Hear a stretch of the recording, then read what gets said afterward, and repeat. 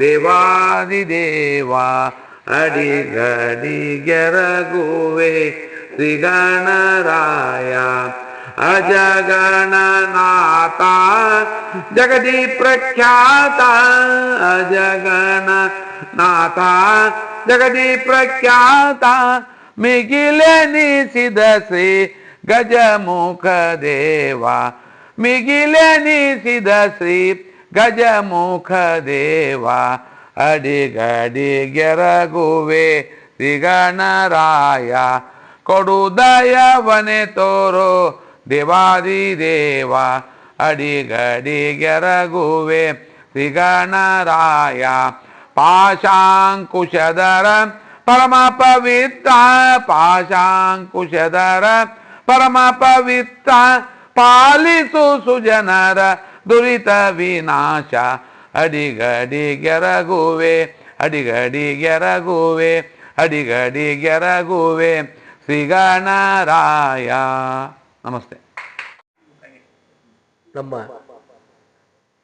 Karnataka Ratna doctor Vishnuvardhan ಅವರಿಗೆ 75ನೇ ವರ್ಷದ ಹುಟ್ಟುಹಬ್ಬದ ಶುಭಾಶಯಗಳು ಕೋರುತ್ತಾ ಮುಖ್ಯ ಅತಿಥಿಗಳೆಲ್ಲರೂ ಅವರಿಗೆ ಗಂಧದ ಕಡ್ಡಿ ಹಚ್ಚುವ ಮೂಲಕ ಉದ್ಘಾಟನೆ ಮಾಡಬೇಕಂತ ಕೇಳ್ಕೊತೀವಿ.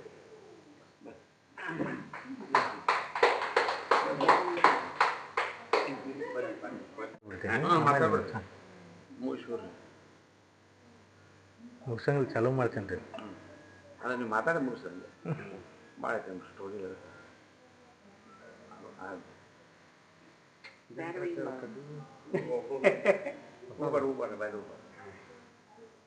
ಬೆಳಗ್ಗೆ ಬಿಡ್ರಿ ಅಲ್ಲಿ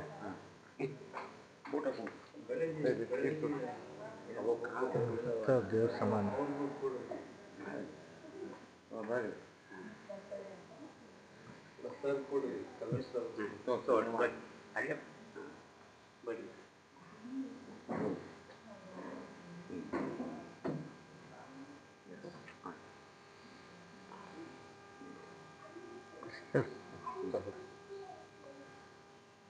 ಅಭಿನವ ಭಾರ್ಗವ ವಿಷ್ಣುವರ್ಧನ್ ಸರ್ ಇವರಿಗೆ ಜಯವಾಗಲಿ.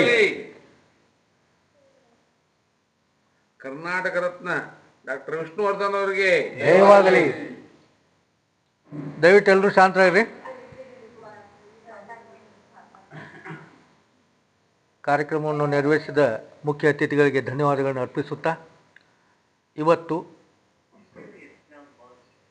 ಮತ್ತೆ ಅದೇ ಹೇಳ್ತಾ ಇದ್ದೀನಿ, ಕರ್ನಾಟಕ ರತ್ನ ಸಾಹಸ ಸಿಂಹ ಅಭಿನವ ಭಾರ್ಗವ ಡಾಕ್ಟರ್ ವಿಷ್ಣುವರ್ಧನ್ ಅವರ 75ನೇ ಹುಟ್ಟುಹಬ್ಬ. ವಿಷ್ಣುವರ್ಧನ್ ಅಂದರೆ ಅದೊಂದು ಭಾವನೆ, ಅದೊಂದು ಅಂತಃಕರಣ, ಅಭಿಮಾನ, ಪ್ರೀತಿ ಎಲ್ಲವೂ ಒಟ್ಟುಗೂಡಿದಾಗ ಒಬ್ಬ ವಿಷ್ಣುವರ್ಧನ್ ಅಂತ ಒಬ್ಬ ಕಲಾವಿದರು ಸಿಗುತ್ತಾರೆ. ಬಹುಶಃ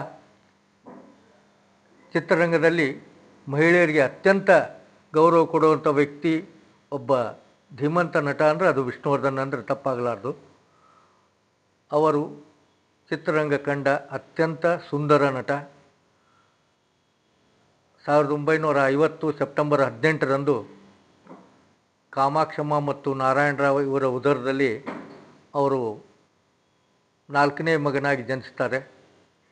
ಬಾಲ್ಯದಲ್ಲಿ ಮೈಸೂರಿನ ಬಾಲವಾಡಿ ಶಿಶುವಿಹಾರದಲ್ಲಿ ವಿದ್ಯಾಭ್ಯಾಸ ಮುಗಿಸಿ ಮುಂದೆ ಬೆಂಗಳೂರಿಗೆ ಶಿಕ್ಷಣಕ್ಕೆ ಬರ್ತಾರೆ. ಅಲ್ಲಿ ಅವ್ರ ತಂದೆಯವರು ಚಲನಚಿತ್ರ ಸಾಹಿತಿ ಆಗಿದ್ದರಿಂದ ಬಾಲನಟರಿದ್ದಾಗಲೇ ಒಂದು 2-3 ಸಿನಿಮಾಗಳನ್ನು ಮಾಡಿ ಮತ್ತು ಶಿಕ್ಷಣವನ್ನು ಮುಂದುವರಿಸ್ತಾರೆ. ಮುಂದೆ ಗಿರೀಶ್ ಕಾರ್ನಾಡ್ ಅವರ ವಂಶವೃಕ್ಷ ಅನ್ನೋ ಒಂದು ಚಿತ್ರದಲ್ಲಿ ಚಿಕ್ಕ ಪಾತ್ರದಲ್ಲಿ ಅಭಿನಯಿಸಿ ಜನಮನ್ನಣೆ ಗಳಿಸುತ್ತಾರೆ. ಅದನ್ನು ಗುರುತಿಸಿ ನಾಗರಾಹು ಎಂಬ ಒಂದು ದೊಡ್ಡ ಸಿನಿಮಾಕ್ಕೆ ಆಗಿನ ಕಾಲದ ಪ್ರಖ್ಯಾತ ದೊಡ್ಡ ನಿರ್ದೇಶಕರಾದಂಥ ಚಿತ್ರಬ್ರಹ್ಮ ಪುಟ್ಟಣ್ಣ ಕಣಗಾಲ್ ಅವರು ಸುಮಾರು 650 ಅಭ್ಯರ್ಥಿಗಳಲ್ಲಿ ವಿಷ್ಣುವರ್ಧನ್ ಅವ್ರನ್ನ ಆಯ್ಕೆ ಮಾಡ್ತಾರೆ. ಅವರ ಮೊದಲ ಹೆಸರು ಸಂಪತ್ ಕುಮಾರ್.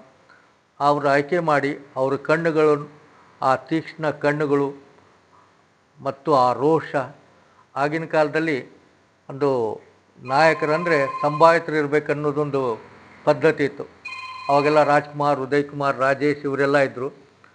ಇವರು ಯಂಗ್ ಮ್ಯಾನ್ ಆಗಿ ನಾಗರಾವದಿಂದ ಪ್ರವೇಶ ಮಾಡ್ತಾರೆ. ಸಂಪತ್ ಕುಮಾರ್ ಅವ್ರನ್ನ ವಿಷ್ಣುವರ್ಧನ್ ಅಂಥೇಳಿ ನಾಮಕರಣ ಮಾಡಿ ಚಿತ್ರರಂಗಕ್ಕೆ ಪರಿಚಯಿಸ್ತಾರೆ ಪುಟ್ಟಣ್ಣ ಕಣಗಾಲ್ ಅವರು. 1ನೇ ಸಿನಿಮಾದಲ್ಲೇ ದೊಡ್ಡ ಜೈಬೇರಿ ಬಾರಿಸಿ ರಾಷ್ಟ್ರ ಪ್ರಶಸ್ತಿ ಪಡೆಯುವಲ್ಲಿ ಯಶಸ್ವಿಗೊಳ್ಳುತ್ತಾರೆ ವಿಷ್ಣುವರ್ಧನ್ ಅವರು. ಚಿತ್ರಕ್ಕೆ ರಾಷ್ಟ್ರ ಪ್ರಶಸ್ತಿ ಬರುತ್ತೆ, ಅವ್ರಿಗೂ ರಾಜ್ಯ ಪ್ರಶಸ್ತಿ ಕೂಡ ಬರುತ್ತೆ ಅತ್ಯುತ್ತಮ ನಟನಾಗಿ. ಮುಂದೆ ಹೀಗೆ ಬಹಳ ಒಂದು ಉನ್ನತವಾಗಿ ಬೆಳೆಯುತ್ತಾರೆ. ರಾಜ್ಕುಮಾರ್ ಅವ್ರದ್ದು ಒಂದು ಯುಗ ಆದರೆ ಇವ್ರದ್ದು ಒಂದು ಯುಗ ಶುರುವಾಗುತ್ತೆ. ಹಾಗಾಗಿ ಕನ್ನಡ ಚಿತ್ರರಂಗದ 2 ಕಣ್ಣುಗಳು ಅಂದರೆ ಡಾಕ್ಟರ್ ರಾಜ್ಕುಮಾರ್, ಡಾಕ್ಟರ್ ವಿಷ್ಣುವರ್ಧನ್ ಅವರು ಇಬ್ಬರೂ ಚಿತ್ರರಂಗವನ್ನು ಬೆಳೆಸಿದರು. ಯಾಕೆ ಇದನ್ನು ಪೂರ್ವ ಪೀಠಿಕೆ ಹೇಳಬೇಕಂದ್ರೆ ವಿಷ್ಣುವರ್ಧನ್ ಅವರಿಗೆ ನನಗೆ ಬಹಳ ಅತ್ಯುತ್ತಮವಾದ ನಂಟಿತ್ತು. ನಾನು ಅಖಿಲ ಕರ್ನಾಟಕ ವಿಷ್ಣುವರ್ಧನ್ ಅಭಿಮಾನ ಸಂಘದ ಸಂಘಟನಾ ಕಾರ್ಯದರ್ಶಿಯಾಗಿ ಸುಮಾರು 10 ವರ್ಷ ಕಾರ್ಯನಿರ್ವಹಿಸಿದ್ದೆ. ಸಾಹಸ ಸಿಂಹ ಅಭಿನವ ಭಾರ್ಗವ ನಮ್ಮ ಹುಬ್ಬಳ್ಳಿ ಅಭಿಮಾನಿ ಸಂಘದಿಂದ ಅವರಿಗೆ ಬಿರುದುಗಳನ್ನು ನಾವೇ ನೀಡಿದ್ದು.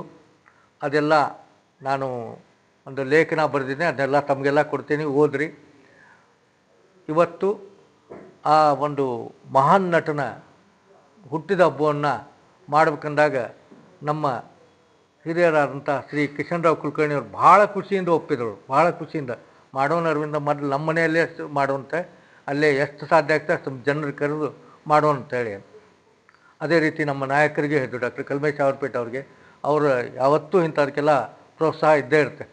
ವಿಷ್ಣು ಸರ್ದನ್ರಿ ಎಲ್ಲ ನಮಗೆ ಬೇಕಾದವರೇ ಮಾಡೋಣ ಅಂಥೇಳಿ.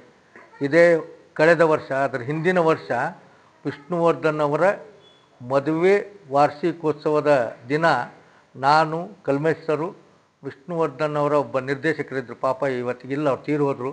ಅವ್ರ ಮನೆಯಲ್ಲಿ ಮುದ್ದಾಮ್ ನಮಗೆ ಅತಿಥಿಗಳಾಗಿ ಊಟಕ್ಕೆ ಕರೆದಿದ್ರು.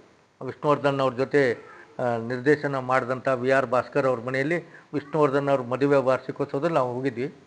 ಇರಲಿ, ಹಾಗಾಗಿ ಈ ಒಂದು ಇನ್ನೂ ಒಂದು ಏನಂದರೆ ಇದಕ್ಕೆ ಭಾಳ ನಾವೆಲ್ಲ ಒಂದು ಒಬ್ಬ ಸಮಾನ ಮನಸ್ಕರ ಒಂದು ನಮ್ಮದು ಸಂಘ. ಕಿಶನ್ರಾವ್ ಕುಲಕರ್ಣಿಯವರು, ಪಾಟೀಲ್ರು, ಕಲ್ಮೇಶ್ ಅವರ್ಪೇಟೆಯವರು, ಮಧು ಜೋಶಿ, ಆನಂದ್ ಜೋಶಿ. ಮಧು ಜೋಶಿಯವರು ಬರಬೇಕಿತ್ತು, ಅವರು ಕಾರಣಾಂತರದಿಂದ ಬಂದಿಲ್ಲ. ರಘು ತುಮಕೂರು ಅಂತ, ಅವರು ತುಮಕೂರದಲ್ಲಿದ್ದಾರೆ. ನಾವೆಲ್ಲ ಒಂದು ಟೀಮ್. ಇವತ್ತು ಒಂದು ವಿಶೇಷ ಒಂದು ಖುಷಿ ವಿಚಾರ ಏನಂದರೆ, ಅದನ್ನೇ ಕುಲಕರ್ಣಿ ಸರ್ ತಿಳಿಸ್ತಾರೆ. ಈ ಒಂದು ಡಾಕ್ಟರ್ ವಿಷ್ಣುವರ್ಧನ್ ಅವರ ಜನ್ಮದಿನದಂದು ನಮ್ಮ ಒಂದು ಉದ್ದೇಶ ಏನಂದರೆ, ನಾವೆಲ್ಲ ಈ ಸರ್ ಏನು ವಿಚಾರ ಮಾಡಿರ್ತೀವಿ, ಕಿಶನ್ರಾವ್ ಕುಲಕರ್ಣಿ ಅವ್ರು ಏನಂದರೆ, ಎಲ್ಲ ಮುಗಿದ ತಕ್ಷಣ ಸುಮ್ಮನೆ ಬರೀ ಸಂಸಾರ, ತಾಪತ್ರಯ, ಕೆಲಸ ಬಿಟ್ಟು ಒಂದೇನಾದರೂ ಮಾಡಬೇಕು, ಸಾಂಸ್ಕೃತಿಕವಾಗಿ ನಾವು ಚಟುವಟಿಕೆ ಇರಬೇಕು, ಯಾವಾಗಲೂ ಖಾಲಿ ಇರಬಾರ್ದು ಅನ್ನೋದಕ್ಕೆ ಒಂದು ಕಾಮಧೇನು ವಿವಿಧ ಉದ್ದೇಶಗಳ ಸಾಂಸ್ಕೃತಿಕ ಸಂಸ್ಥೆ ಅಂತ ಒಂದು ಸಂಸ್ಥೆಯನ್ನು ಹುಟ್ಟಾಕಬೇಕಂತ ತೀರ್ಮಾನಿಸಿದ್ದಾರೆ. ದಯವಿಟ್ಟು ಅದಕ್ಕೋಸ್ಕರ ಅವ್ರಿಗೊಂದು ಚಪ್ಪಾಳೆ ನಾವೆಲ್ಲ ಕಲಿಸ್ತೀವಿ. ಯಾಕೆಂದರೆ ಆ ಸಂಸ್ಥೆಯಿಂದ ಅನೇಕರು, ಎಷ್ಟೋ ಜನ ಗಾಯಕಿ ಇರ್ತಾರೆ, ಎಷ್ಟೋ ಜನ ಕಲಾವಿದರಿರ್ತಾರೆ, ಎಷ್ಟೋ ಜನ ಆಟಗಾರರಿರ್ತಾರೆ.